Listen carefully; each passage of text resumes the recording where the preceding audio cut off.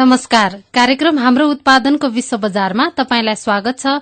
उपस्थित छौं लोकेन्द्र भट्ट र शान्ति लामा।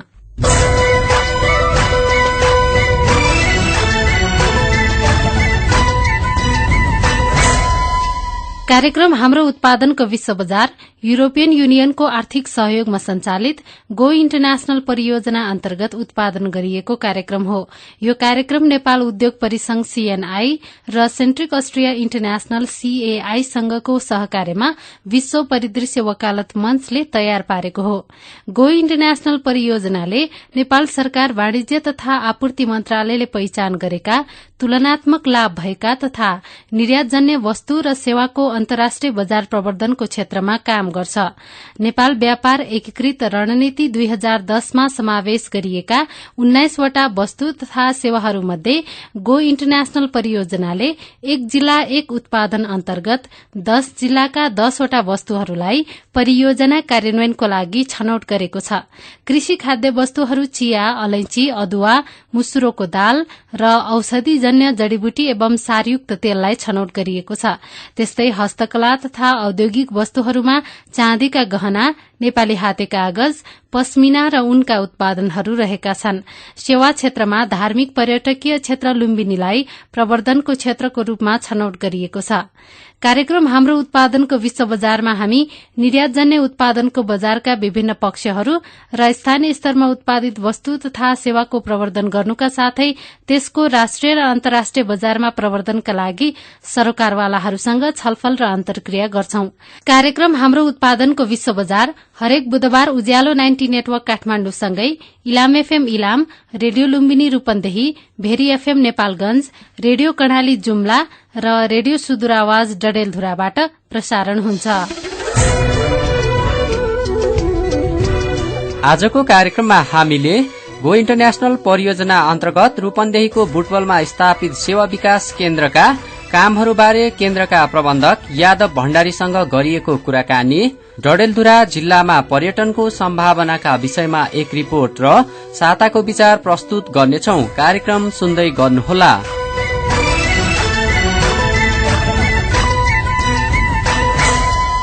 कार्यक्रममा समेटिने सामग्रीहरूको जानकारीसँगै फेरि स्वागत छ।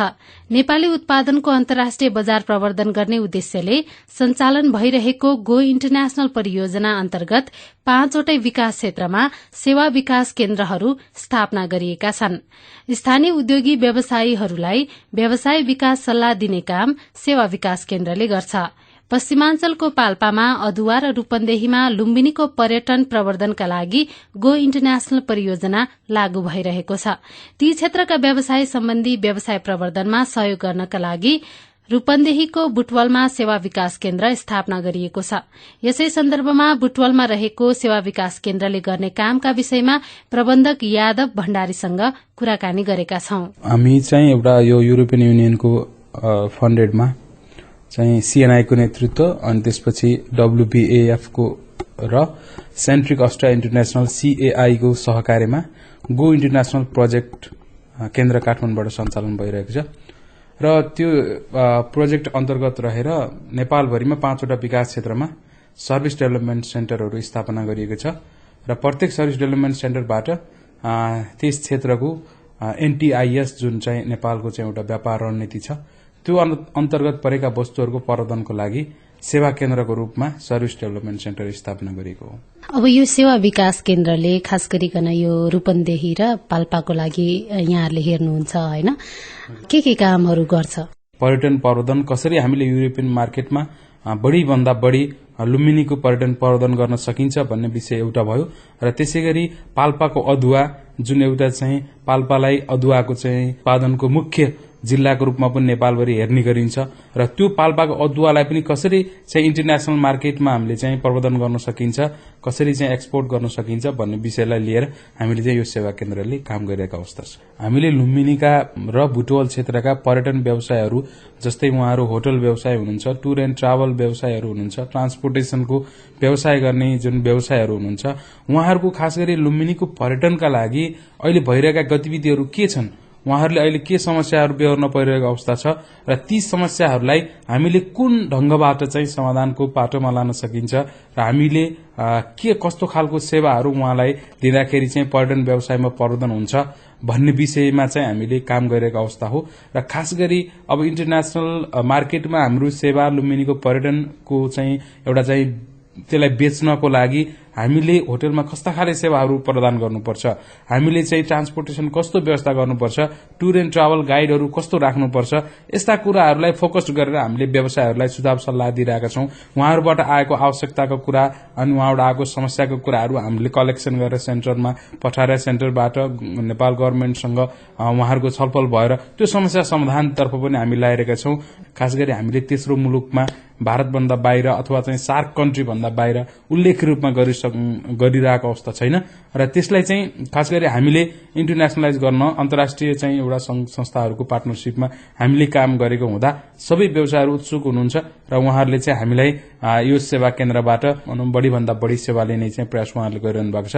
त्यसैगरी पाल्पाको अदुवाको सन्दर्भमा भन्नुपर्दा इन्डियामा चाहिँ धेरै अदुवाको मार्केट भएको र इन्डियाले चाहिँ कस्तो भने हामीसँग स्टक कम रहँदा उत्पादन चाहिँ कम भइदिँदा धेरै माग गर्ने, हामीसँग चाहिँ जुन बेलामा स्टक बढी हुन्छ त्यो बेलामा चाहिँ उहाँहरूले यो वा त्यो बहानामा भारतबाट चाहिँ उहाँले अदुवाको माग तयार नगरिदिएर यहाँका व्यवसायहरूले डम्पिङ गरिरहनु पर्ने अवस्था र डम्पिङ बढी भइसकेपछि रेट चाहिँ यसै पनि घट्छ अनि रेट घटेको बेलामा इन्डियाले बल्ल त्यो चाहिँ माल लैरहेको अवस्था र हामीसँग चाहिँ पाल्पा अथवा चाहिँ बुटवलमा उल्लेख्य रूपमा कोल्ड स्टोरेजहरूको व्यवस्था नभइरहेको अवस्थामा हामीले अदुवा चाहिँ सही सलामत ढंगले चाहिँ आफ्नो उत्पादकहरूले सुरक्षित ढंगले राख्न सकिरहेका छैनौं र उनीहरूले चाहिँ आफ्नो परिश्रम आफ्नो लगानीको उचित मूल्यहरू प्राप्त गरिरहेका छैनन्। ती समस्याहरूलाई चाहिँ उठाउनको लागि हामीले सेवा केन्द्र अन्तर्गत रहेर धेरै पटक अन्तर्क्रियाहरू छलफलहरू राखिरहेका छौं र उहाँहरूले भनिरहनु भएको छ हामीले चाहिँ हाम्रो वस्तुको सही मूल्य पाउनु पर्यो, त्यसको लागि सरकारले उचित नीति निर्माण गरेर होस्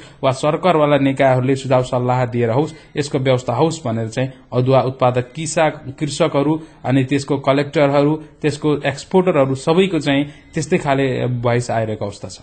यहाँनिर जस्तो लुम्बिनीको पर्यटनसँग सम्बन्धित जस्तै पाल्पाको कृषिसँग सम्बन्धित पनि जुन सरकारी निकायहरू छ सरकारले पनि एनटीआईएस अन्तर्गत यी सेवा क्षेत्र र कृषि क्षेत्रलाई चाहिँ प्रवर्धन गरिराखेको अवस्थामा सरकारको परियोजना सरकारी कार्यालयहरू सरकारी निकायहरूसँग चाहिँ सेवा विकास केन्द्रले कसरी समन्वय गरिरहेछ? हामीले सर्भिस डेभलपमेन्ट सेन्टर चाहिँ एउटा कोअर्डिनेसन कमिटी चाहिँ बनाएका छौं। यसमा चाहिँ निजी स्तरको जुन यस क्षेत्रमा उद्योगहरूको चाहिँ एउटा छाता संगठन रूपन्देही उद्योग संघ त्यसको चाहिँ अध्यक्षज्यू कोअर्डिनेसन कमिटिमा हुनुहुन्छ। त्यसैगरी सीएनआई का चाहिँ नेशनल काउन्सिल मेम्बर एजाज आलम हुनुहुन्छ, उहाँ पनि यस स्टियरिङ कमिटी जुन हाम्रो एसटीसी कोअर्डिनेसन कमिटी छ त्यसको मेम्बर हुनुहुन्छ।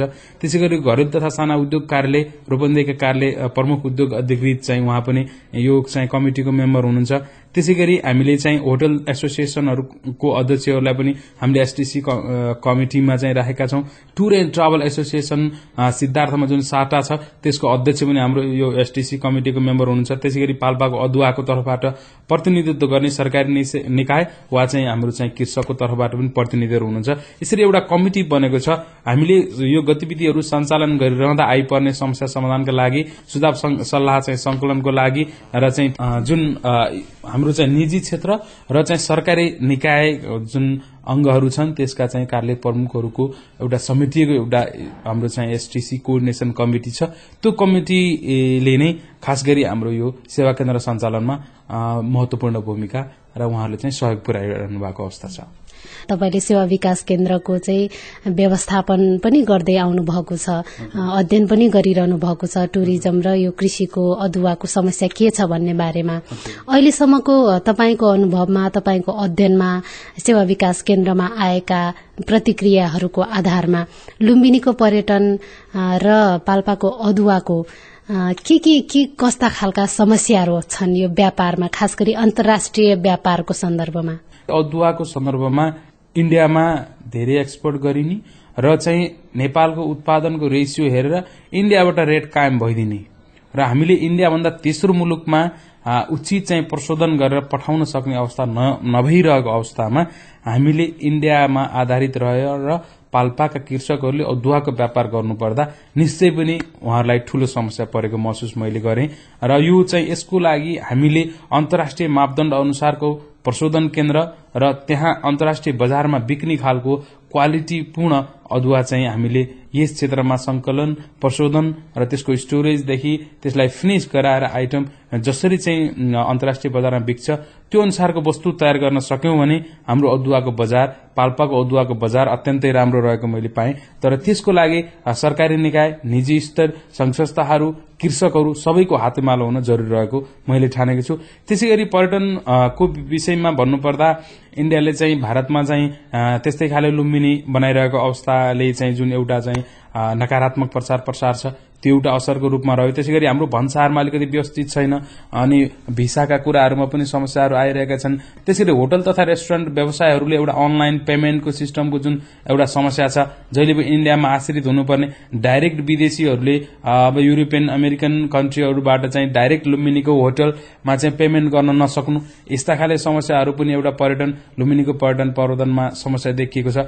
त्यस्तै गरी अब चाहिँ सरकारले चाहिँ लुम्बिनी विकास कोष अन्तर्गत रहेर जुन गर्नुपर्ने कामहरूको जुन गति छ त्यो द्रुत गतिमा हुन सकिरहेको अवस्था छैन।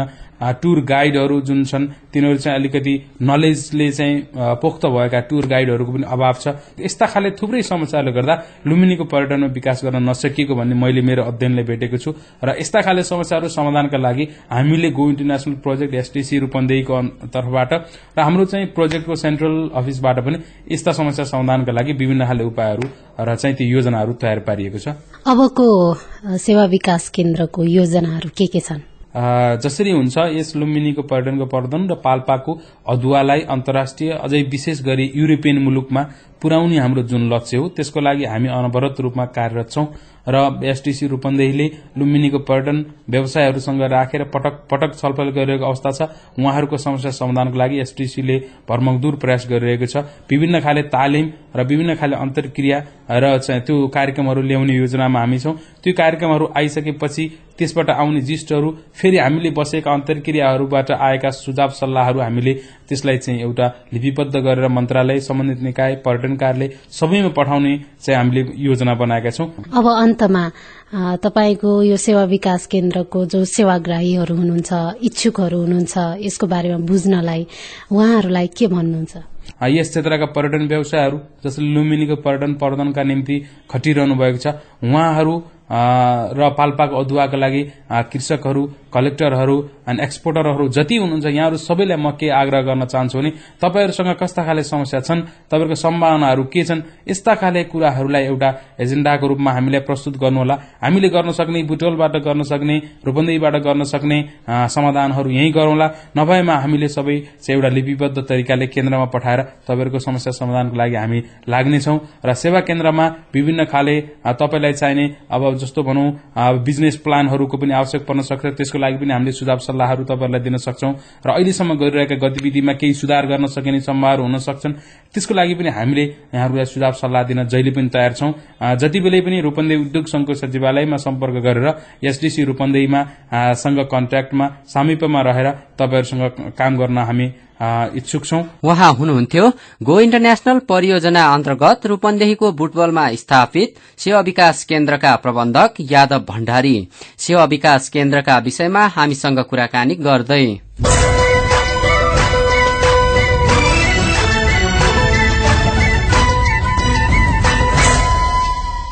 नेपालको कुल गृहस्थ उत्पादनमा पर्यटनको योगदान 1.8% रहेको छ। यसमा होटल व्यवसाय समेत जोड्दा 3.8% हुन जान्छ। पर्यटनको प्रचुर सम्भावनालाई उपयोग गर्दै सन् 2020 सम्ममा 20 लाख पर्यटक भित्र्याउने लक्ष्य सरकारले लिएको छ।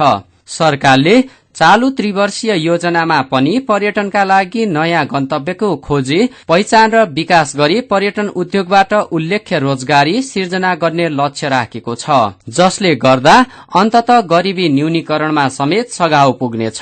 तर नेपालका धेरै ग्रामीण क्षेत्रहरू पहिचान र प्रचार प्रसारको अभावमा ओझेलमा परिरहेका छन्। डडेलधुरा सहकर्मी निर्मला ठकुराटीले त्यस क्षेत्रका पर्यटनको सम्भावनाका विषयमा रिपोर्ट बनाउनु भएको छ। प्रचुर पर्यटकीय सम्भावना बोकेका डडेलधुरा जिल्लाका ऐतिहासिक, धार्मिक, प्राकृतिक, सांस्कृतिक तथा पर्यटकीय स्थलहरू ओछेलमा रहेका छन्। धार्मिक, ऐतिहासिक एवं सांस्कृतिक रूपले निकै महत्वपूर्ण थुप्रै पर्यटकीय स्थलहरू प्रचार प्रसार अभावमा ओछेलमा छन् र उचित संरक्षण संवर्धन हुन नसक्दा यी थुप्रै स्थलहरू संकटमा परेका छन्। ऐतिहासिक अमरगढी किल्ला, अजयमेरु कोट, प्रसिद्ध धार्मिक स्थलहरू उग्रतारा मन्दिर, घटाल स्थान, भागेश्वर धुरा, परशुराम क्षेत्र, त्यस्तै आलिताल, गन्यापताल, सायल झरना र थुप्रै गुफाहरू गरी यहाँका पर्यटकीय महत्व बोकेका दर्जनौं क्षेत्रहरू रहेका छन्। सुन्दर रमणीय वातावरण र सुदूरपश्चिमका पहाड़ी जिल्लाको केन्द्रबिन्दुमा रहेको डडेलधुरा जिल्लामा थुप्रै सम्भावनाहरू भए पनि सम्बन्धित क्षेत्रको उदासीनताले पर्यटन क्षेत्रको विकास हुन नसकेको स्थानीयको बुझाइ रहेको छ। सरकारी उदासीनताका कारण प्रचुर पर्यटकीय स्थलहरूको अहिले संरक्षण समेत हुन नसक्दा अस्तित्व संकटमा परेको बताउनुहुन्छ पत्रकार छत्र साउद। डडेलधुरा जिल्लाको पर्यटनको गन्तव्यको रूपमा पनि डडेलधुरा जिल्ला लिन सकिन्छ। पर्यटकीय स्थलहरू छन् अजयमेरु कोट, अमरगढी किल्ला, गन्यापताल, त्यहाँ जुन प्रचार प्रसारका अभावको कारण सुदूरपश्चिमका पर्यटकीय क्षेत्रको अहिलेसम्म पनि विकास हुन सकेको छैन। सबै जिम्मेवारी होइन सरकारको। हामीले सरकारको जिम्मेवारी हुँदाहुँदै पनि स्थानीय स्तरमा नागरिक क्षेत्रबाट, अन्य प्राइभेट सेक्टरबाट पनि प्रचार प्रसारमा सहयोग हुनुपर्ने हो। सरकारले अग्रसरता देखाएन भने अन्य क्षेत्रको योगदान, अन्य क्षेत्रको प्रयास गौण हुन्छ। पर्यटन विकासका लागि संरक्षण त कहाँ प्रचार प्रसार हुन्छ। प्रचार प्रसार भयो भने संरक्षणका लागि पनि त्यो क्षेत्रका जनताहरू आफै नै अग्रसर हुन्थे, तर संरक्षणका लागि पनि ऐतिहासिक क्षेत्रहरू छन्, ती क्षेत्रहरूको संरक्षण हुन सकेको छैन। पूर्वमा सेती नदी र डोटी जिल्ला, पश्चिममा महाकाली नदी र भारत, उत्तरमा बैतडी र दक्षिणमा कैलाली कञ्चनपुर रहेको डडेलधुरा जिल्ला विकट र अभावले पछाडि पारिएको क्षेत्र भए पनि थुप्रै सम्भावना बोकेको सुन्दर क्षेत्र हो। डडेलधुरा जिल्ला जहाँ भित्रिनका लागि न त भरपर्दो सड़क मार्ग नै छ, न त अन्य स्रोत नै। विकासका पूर्वाधारहरूको अभाव, प्रचार प्रसार हुन नसक्नु, संरक्षण संवर्धनमा सम्बन्धित पक्षले ध्यान दिन नसक्नु लगायत विविध कारणले पर्यटन क्षेत्रको विकास हुन नसकेको भए पनि मुख्य कारण सरकारी उदासीनता रहेको स्थानीयले आरोप लगाइरहँदा जिल्ला विकास समितिका योजना अधिकृत युवराज अरियाल भने केन्द्रीय स्तरबाटै सरकारले थुप्रै प्रयास गरिरहेको, त्यसै अनुरूप जिल्लामा पनि विभिन्न कामहरू भइरहेको बताउनुहुन्छ। राष्ट्रिय लेभलमा पर्यटन विकासका लागि पर्यटन क्षेत्रले नै विभिन्न गृह योजनाका मार्फत विभिन्न कार्यक्रमहरू गर्ने, त्यसलाई संरक्षण गर्ने, त्यसको प्रचार प्रसार गर्ने, राष्ट्रिय तथा अन्तर्राष्ट्रिय रूपमा त्यसलाई चिनाउने कामका लागि विभिन्न प्रयासहरू केन्द्रीय लेभलबाट पनि भएका छन्। हामीले जिल्ला लेभलमा सांस्कृतिक संरक्षण र पर्यटन प्रवर्धन सँगसँगै लानुपर्ने भएको हुनाले हाम्रो संस्कृतिलाई संरक्षण गर्ने र पर्यटनलाई पनि प्रवर्धन गर्ने हिसाबले जिल्ला विकासको तर्फबाट गत साल पनि एउटा डकुमेन्ट्री बनाउने भन्ने कुराहरूको सुरुवात गरेका छौँ। संरक्षणका लागि केन्द्रबाट आउने बजेटहरूलाई कसरी अधिकतम रूप सदुपयोग गर्न सकिन्छ भनेर हामीले ती क्षेत्रमा बसोबास गर्ने सम्बन्धित समिति, ती समितिहरूलाई जागरण गराउने अनि राय सल्लाह सुझाव दिने कामहरू चाहिँ अहिले हाम्रो तत्काल भएका छन् भने जिल्ला विकासबाट केन्द्रबाट आएको बजेटबाट त्यसको संरक्षणका लागि काम गरिरहेका छौँ भने हाम्रो संस्कृति पर्यटन यसको जोगाउनका लागि विभिन्न केन्द्रीय स्तरमा, क्षेत्रीय स्तरमा हुने जुन पर्यटन मेलाहरू छन् त्यसकामा चाहिँ हाम्रा जिल्लामा भएका विभिन्न संस्थाहरू, होटल व्यवसायी संघहरू भए, पर्यटनसँग सम्बन्धित काम गर्ने संस्थाहरू अथवा त्यसका भएका समितिहरूका साथीहरूलाई हामीले यहाँको पहिचान के सम्भावना छन् ती सम्भावना बारेमा प्रदर्शन गर्ने, प्रचार प्रसार गर्ने कामहरू भइरहेका छन् र हामीसँगै नगरपालिकाले पनि त्यस्तो काम गरिरहेको छ। राष्ट्र निर्माणको मेरुदण्डको रूपमा रहेको पर्यटन क्षेत्रको विकास र उन्नयनका लागि सरकारी पक्ष मात्र होइन, गैर सरकारी क्षेत्र, सरकारी र निजी क्षेत्र सबैको समान दायित्व र यथोचित लगानीको नितान्त आवश्यकता रहेको छ। जिल्लामा पर्यटन विकासको सम्भावना र चुनौती तथा यस क्षेत्रको विकासका लागि निजी क्षेत्रले के गरिरहेको छ त उद्योग वाणिज्य संघ क्षेत्रीय उपाध्यक्ष लोकराज भट्ट। डडेलधुराको जो हरियाली छ, प्रसिद्ध छ, धार्मिक मठ मन्दिरहरू लगायतको थुप्रै जो छ यसको पनि विकासका लागि पहल गर्नुपर्ने अवस्था छ। एयरपोर्टको पनि अभाव छ र एयरपोर्टले पनि एउटा पर्यटनको सम्भावना हो र त्यसरी अब नजिकको इन्डियाबाट आउने थुप्रै मान्छेहरूको लागि अब यातायातको साधनको रूप छैन, सुदूरपश्चिममा आउन सजिलो छैन र डोलरा आउनका लागि त्यति सजिलो छैन इन्डियाबाट। जस्तो टुनकपुरको यदि हामीले पुल बनाउन सक्यौं र त्यसले पनि आउन सक्यो भने थुप्रै दिल्लीदेखि उत्तराञ्चलका पर्यटकहरूको पनि यहाँ आउने सम्भावना हुन्थ्यो। निजी क्षेत्रले पनि यसमा पहल गरिरहेको अवस्था छ। समय समयमा नेपाल सरकार लगायत महासंघ लगायत सम्पूर्ण ठाउँमा भत्काइरहेको छ र पर्यटनको पनि विविध प्याकेजका रूपमा पनि अगाडि बढाउने प्रयासमा निजी क्षेत्र लागि परेको छ। जिल्लामा समग्र पर्यटन विकासका लागि के गर्नु जरुरी छ? पर्यटन व्यवसायी दीपक बोहराको भनाई यस्तो छ। पर्यटन प्रवर्धनका लागि विशेष गरी यहाँको स्थानीय मान्छेहरू नै अग्रसर हुनुपर्दछ र स्थानीय निकाय, जिल्ला विकास समिति, अमरगढी नगरपालिका, होटल व्यवसायीहरू स्वशुत रूपमा अगाडि नबढेसम्म यहाँको पर्यटन विकास सम्भव छैन। अहिलेसम्म नै एकदम सुदूरपश्चिमलाई सरकारले अफेलित हिसाबले हेरिरहेको अवस्था हुँदाहुँदै पनि उद्योग वाणिज्य संघ लगायत स्थानीय निकायहरूको अथक प्रयासले यहाँको पर्यटन सम्भावना एकदम अगाडि बढेको हामी देख्दछौँ र अहिलेको अवस्थामा सुदूरपश्चिम एरिया पर्यटनका लागि नयाँ ठाउँ भएको र एकदम भर्जिन एरिया भएको हुनाले धेरै सम्भावनाहरू रहेको छ। पर्यटन क्षेत्रको विकास गर्न सक्ने हो भने यहाँका हजारौं युवाहरूका लागि आफ्नै भूमिमा रोजगारीको सृजना हुनुको साथै देशले समेत आर्थिक समृद्धिको बाटो समात्ने पक्का छ। त्यसैले यो कार्यका लागि के सरकारी के गैर सरकारी सबैले हामी हाम्रो भन्ने धारणाका साथ एकजुट भएर लाग्न जरुरी छ। यो थियो डडेलधुरामा पर्यटनको सम्भावनाका विषयमा सहकर्मी निर्मला ठकुराठीले बनाउनु भएको रिपोर्ट।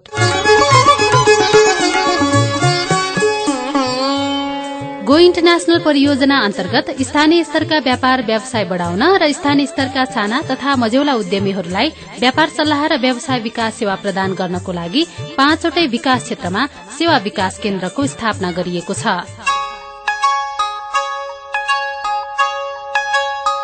तपाई पनि आफ्ना कुनै व्यापार व्यवसाय र उद्योगसँग सम्बन्धी सल्लाह सुझाव आफ्नो क्षेत्रको सेवा विकास केन्द्रबाट लिन सक्नुहुन्छ। सेवा विकास केन्द्रहरू झापाको बिर्तामोड, पर्साको वीरगंज, रूपन्देहीको बुटवल, बाँकेको नेपालगंज र कञ्चनपुरको महेन्द्रनगर। नेपाल उद्योग परिसंघ CNI थापाथली काठमाडौँ। तपाई अहिले युरोपियन युनियनको सहयोगमा सञ्चालित रेडियो कार्यक्रम हाम्रो उत्पादनको विश्व बजार सुन्दै हुनुहुन्छ। यो कार्यक्रम उज्यालो 90 नेटवर्क काठमाडौँसँगै Ilam FM Ilam, radio Lumbini Rupandehi, Bheri FM Nepalgunj, radio Karnali Jumla र रेडियो सुदूर आवाज डडेलधुराबाट सुनिरहनु भएको छ। लुम्बिनी महामानव गौतम बुद्धको जन्मस्थान भएका कारण बौद्ध धर्मावलम्बीहरूको आस्थाको केन्द्र हो।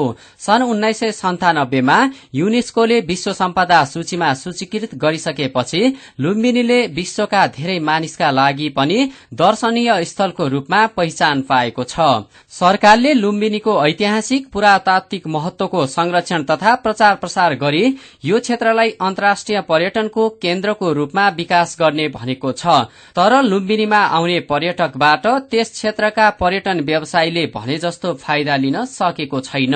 पर्यटकको बसाई लम्ब्याउने पूर्वाधार पनि छैन। यसै सन्दर्भमा हामीले लुम्बिनी आउने पर्यटकको बसाई लम्ब्याउन के गर्नु पर्ला भनी रूपन्देही जिल्लाका केही व्यक्तिहरूलाई सोधेका छौं। जितगढी जिल्लालाई पनि लुम्बिनीसँग जोडेर उठाउनुपर्छ सँगसँगै। अब धेरै जातिहरूको बसोबास भएको हुँदाखेरि यहाँ कल्चरल लोक संस्कृतिहरूको जस्तै हामीले कल्चरल प्रोग्रामहरू बनाउन जरुरी देखिन्छ। होटलहरूले यहाँका ठूला होटलहरूले प्याकेज सिस्टममा चाहिँ टुरिस्टहरूलाई चाहिँ आमन्त्रण गर्ने हो भने अलिकति पर्यटन बढ्थ्यो। प्याकेज चाहिँ अब शिक्षामा पनि आउनु पर्यो। शिक्षा नीतिमा पनि लुम्बिनीको कोर्स राख्दाखेरि अब भ्रमण प्याकेज कस्तो हो भनेर एक खालको चाहिँ लुम्बिनीको विषयमा राख्दाखेरि लुम्बिनीलाई भ्रमण यसरी गर्न सकिन्छ भन्ने खालको बनाउन सकियो भने त्यसले अलिक प्रभावकारी हुन्छ। म गणेश अधिकारी, रूपन्देही उत्तर सङ्घको महासचिव। यदि नेपाल प्रवेश गर्ने हो भने 1 डे 1 नाइट चाहिँ नेपाल बस्नुपर्छ भन्ने त्यो चाहिँ राज्यले र त्यतापट्टि चाहिँ सुरुवात चाहिँ गर्न जरुरी छ। त्यो लुम्बिनीको मात्रै नभएर जितगढी किल्लाको, हिलपाडको, फुलबारीको हैन विभिन्न यो महत्वपूर्ण स्थलहरूको बारेमा एउटा सानो स्याम्पलको रूपमा चाहिँ देखाउन सकियो भने पर्यटन व्यवसायको लागि एकदम राम्रो हुन्थ्यो होला र हाम्रो देशले चाहिँ नि पर्यटकहरूलाई उनीहरूको बसाई लम्ब्याउनलाई पनि यसले महत्वपूर्ण भूमिका खेल्छ होला। म एरिया झालम, रूपन्देही संघको निवर्तमान अध्यक्ष र नेपाल उद्योग परिसंघको पेपर सदस्य। त्यो त्यो वरपर धेरै अब कम्युनिटी अब मुस्लिम एरिया कम्युनिटी बढी छ त्यहाँ र त्यो उनीहरूको भावनात्मक त्यहाँ कस्तो भयो भन्दाखेरि अब जग्गा उनीहरूको अधिकार भएको जग्गा हामीले सबै त्यो यहाँ खुबै डेभलप हुन्छ भनेर पहिला के गरे आखिर केही पनि भएन हाम्रो जग्गा पनि गयो अनि हामीलाई खै केही पनि भएन भन्ने तरिकाको गुनासो तिनीहरूको त्यहाँ देखेँ मैले के यो त अन्तर्राष्ट्रिय सबैले मान्ने एउटा धर्म एउटा पाटोमा भयो तर अब बुद्धको भइसकेपछि त त्यो सबैले त्यसलाई संरक्षण गर्न त हुँदैन तर त्यहाँ मैले देखेँ त्यसको निम्ति तिनीहरूलाई रोजगारीको अवसरहरू त्यहाँ उनीहरूलाई दिनु पर्यो त्यो त्यसमा एंगेज भइसकेपछि के हुन्छ भन्दाखेरि उनीहरूले त्यसपछि बल्ल त्यसमा माया बढ्ने हो अहिलेको पोजिसनबाट बाहिरको तेस्रो मुलुकका आउने पर्यटकहरू र इन्डियाको पर्यटकहरू हुन्छन् खर्चिलो इन्डियाको पर्यटक छ हामी कहाँ उसले आएर केही खर्च गर्छ तर तेस्रो मुलुककोले खर्च धेरै हामीले जतिसुकै धनी छन् भने पनि खर्च मेरो अहिलेसम्म विस्तार उनीहरूले खर्च कम गर्छन् बरु पाउडै खाएर हिँड्छन् तर इन्डियन आयो भने बढीभन्दा बढी खर्च गर्न खोजेर त्यसलाई हामीले टार्गेट गरेर हिँड्नु पनि पर्छ एउटा पर्यटन क्षेत्रका नेराफेरामा होमस्टे भयो भने सानो खर्च गर्ने मान्छे मानव एकै दिनका दिन फर्किन्छ उसले एक दिनमा हेर्न सक्ने कहाँ के हो त एउटा चाहिँ बुढो चर जस्तो प्रवेश गर्दा बित्तिकै उसलाई एक दिनको यात्रा 2 दिनको यात्रा 3 दिनको यात्रा अथवा एक दिनको यात्रा गर्दा कहाँ बासा बस्ने 2 दिनको यात्रा गर्दा कहाँ बासा बस्न सक्छ तेस्रो दिनसम्म बस्यो भने कहाँ जान सक्छ भन्ने खालको अभ्यास त्यहीँबाटै तालिम प्राप्त गाइडरहरूबाट हामीले गराउन सक्यौं भने हामीले केही समय उनीहरूको बस्ने समयलाई लम्ब्याउन सक्छौं।